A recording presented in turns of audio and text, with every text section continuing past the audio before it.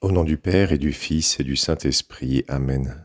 Mon Seigneur et mon Dieu, je crois fermement que tu es ici, que tu me vois, que tu m'entends. Je t'adore avec profonde révérence. Je te demande le pardon de mes péchés et la grâce de faire avec profit ce moment de prière. Ma Mère Immaculée, Saint Joseph, mon Père et Seigneur, mon ange gardien, intercédez pour moi. Viens, Seigneur Jésus. Oui, Seigneur, il ne reste que quelques jours avant ta venue sur la terre, la commémoration de ta venue comme un petit enfant sur la terre où nous allons pouvoir t'adorer, nous approcher avec confiance de toi. Alors viens, Seigneur Jésus, et viens dans mon cœur, dans le cœur des personnes que j'aime, dans le cœur de tous les hommes. Toi, le Prince de la paix, apporte la paix à tous. Aujourd'hui, la messe dans l'Évangile nous fait particulièrement considérer la figure d'un très grand saint, Saint Joseph, père adoptif de Jésus. Saint Joseph, modèle de paternité, un modèle de père, un modèle pour tous les pères. Saint Joseph, un saint qui enseigne à tous les pères ce qu'est un père, à tous les maris ce qu'est un mari, qui nous montre comment nous comporter dans des situations difficiles. Parce que Saint Joseph a vécu beaucoup de situations difficiles et avec la grâce de Dieu, eh bien, il s'en est sorti parce qu'il avait une grande confiance dans le Seigneur. Saint Joseph, c'est une dévotion ancienne dans le peuple chrétien.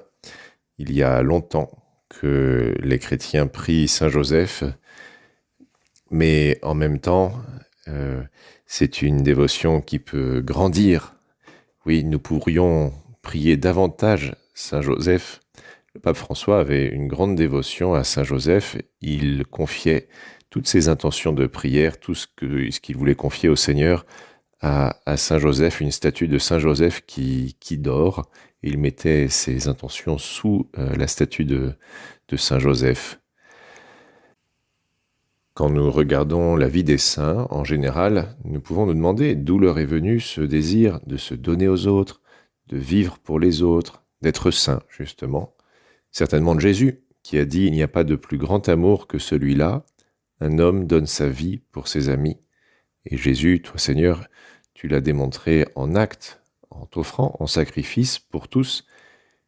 Mais qui t'a appris cela, qu'il n'y avait pas de plus grand amour que celui-là, donner sa vie pour ses amis? C'est Dieu ton Père, bien sûr, mais beaucoup d'autres choses aussi, et peut-être cet exemple également, te sont venus de Saint Joseph, Seigneur. Jésus croissait, dit l'Évangile, en sagesse, en taille et en faveur auprès de Dieu et des hommes. Oui, Jésus, tu as appris des choses, et beaucoup des choses que tu as apprises viennent de Saint Joseph. Qu'est-ce que Saint Joseph a pu t'enseigner, Seigneur? C'est important parce que de cette manière, nous pourrons lui demander à Saint Joseph de nous les enseigner, à nous aussi. C'est difficile de le savoir parce que dans l'Évangile, on parle peu de Saint Joseph. On ne dit pas quand est-ce qu'il est mort, par exemple, mais les détails que nous trouvons sur la vie de Saint Joseph nous permettent déjà de tirer quelques enseignements. Nous savons que Saint Joseph était un gentleman. C'était un homme magnanime, une personne au grand cœur. Nous le voyons par exemple quand Saint Joseph se rend compte que Marie est enceinte. Il ne sait pas pourquoi, il ne comprend pas parce que la Vierge Marie lui a pas dit qu'elle avait eu une apparition de l'ange Gabriel, que le Saint-Esprit l'a couvert de son ombre, qu'elle a conçu Jésus en elle. Alors peut-être que Saint Joseph pensait que la Vierge Marie ne voulait plus de lui, ils étaient promis l'un à l'autre. Il ne voulait pas s'imposer à elle, mais en même temps, il ne voulait pas non plus qu'elle souffre, elle, à cause de lui, et on peut imaginer combien ça a dû être difficile pour Saint Joseph. Il venait de se marier. Marie était une jeune femme charmante, intelligente, aimable, profondément humble. Saint Joseph pensait qu'il avait beaucoup de chance de l'avoir épousée, et soudain, il découvre qu'elle est enceinte, et tout s'écroule. Alors mettons-nous à la place de Joseph.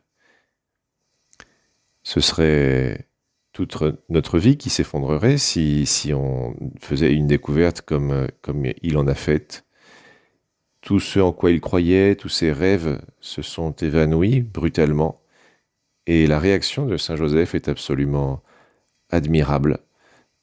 Lorsque nous recevons une mauvaise nouvelle, nous passons par différentes phases, le déni, la colère, la dépression, l'acceptation, du moins ainsi disent les médecins, la psychologie. Saint Joseph, quand il a appris que la Vierge Marie était enceinte, a dû peut-être, nous ne savons pas, peut-être passer par chacune de ces phases, le déni, la colère, la dépression, l'acceptation. Le déni, au début, Saint Joseph n'y a pas cru, c'était tellement inattendu. Il a dit non, c'est pas vrai, c'est pas possible, la Vierge Marie ne peut pas être enceinte. Puis la révolte, peut-être qu'il s'est senti très en colère, peut-être qu'il a été tenté de se mettre en colère, de reprocher à Marie ce qui se passait. Elle ne voulait pas lui expliquer ce qui s'était passé, probablement parce que elle considérait que c'était le secret de Dieu, c'était un secret qui ne lui appartenait pas. Et ce silence de la Vierge Marie a pu rendre Saint Joseph furieux. Mais il a résisté à la tentation de la colère. Saint Joseph avait l'occasion de se venger. La loi juive lui permettait de dénoncer son épouse. Il aurait pu la menacer, lui dire « Mais si tu ne me dis pas ce qui s'est passé, je vais te dénoncer et tu seras jugé, tu seras peut-être lapidé. » Et Saint Joseph n'a pas voulu de cette vengeance, n'a pas voulu de cela pour la Vierge Marie, n'a pas voulu lui faire le moindre mal. Il a été juste, même s'il ne comprenait pas ce qui se passait.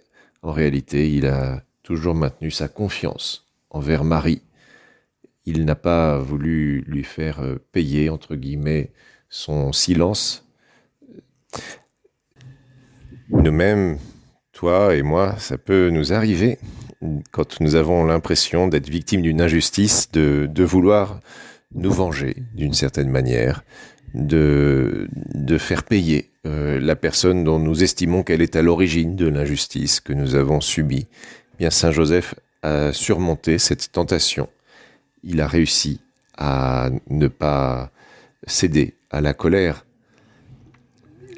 Ensuite, la dépression, vient la phase de dépression. Les médecins disent aussi qu'il y en a une autre de négociation avant, mais là vient la phase de dépression. Que faire? Saint Joseph a dû beaucoup se tourmenter et toi et moi, ça peut nous arriver aussi. Voilà, on ne voit pas comment sortir d'une situation. On ne sait pas comment faire. On n'arrive toujours pas à renoncer à ce qu'on a perdu, qu'on pensait avoir, mais qu'on a perdu. Et la seule façon d'aller de l'avant, c'est d'accepter cette nouvelle situation, d'accepter que les choses ne seront peut-être pas comme nous le pensions. Et Saint Joseph, est rentré dans cette dernière phase de l'acceptation. Saint Joseph a accepté que les choses, sa vie, ne serait peut-être pas comme il le pensait. Et finalement, le Seigneur n'a pas permis que l'épreuve de Saint Joseph dure trop longtemps.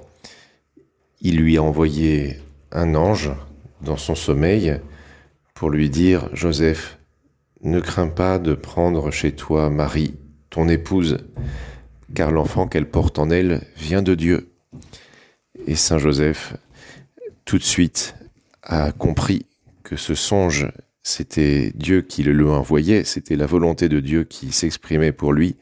Et tout de suite, il y a adhéré de tout son cœur, et même avec grande joie, parce que ça lui permettait de voir la Vierge Marie, d'être avec elle comme son époux. C'était une grande joie, cette perspective finalement, de pouvoir passer le reste de ses jours auprès de la Vierge Marie, lui qui avait pensé la répudier en silence, s'enfuir au loin, prendre sur lui l'opprobre. Les gens auraient dit « Mais voilà, Saint Joseph, sa femme est tombée enceinte, et il n'a pas réussi à assumer, il s'est enfui. » Eh bien, Saint Joseph avait formé ce projet, et Dieu lui a dit « Non, ce n'est pas la peine que tu t'en ailles, au contraire, reste, car tu seras le père adoptif de Jésus, de l'enfant que la Vierge Marie porte en elle. » Alors Saint Joseph, Vierge Marie, aidez-nous, nous aussi, à être des personnes justes, des personnes qui écoutent la volonté de Dieu dans leur cœur, qui prient beaucoup, qui ont une confiance immense, infinie, absolue, totale en Dieu. Je te remercie, mon Dieu, des bonnes résolutions, des actes d'amour et des inspirations que tu m'as communiquées dans cette méditation. Je te demande de m'aider à les mettre en pratique. Ma Mère Immaculée, Saint Joseph, mon Père et Seigneur, mon ange gardien, intercédez pour moi.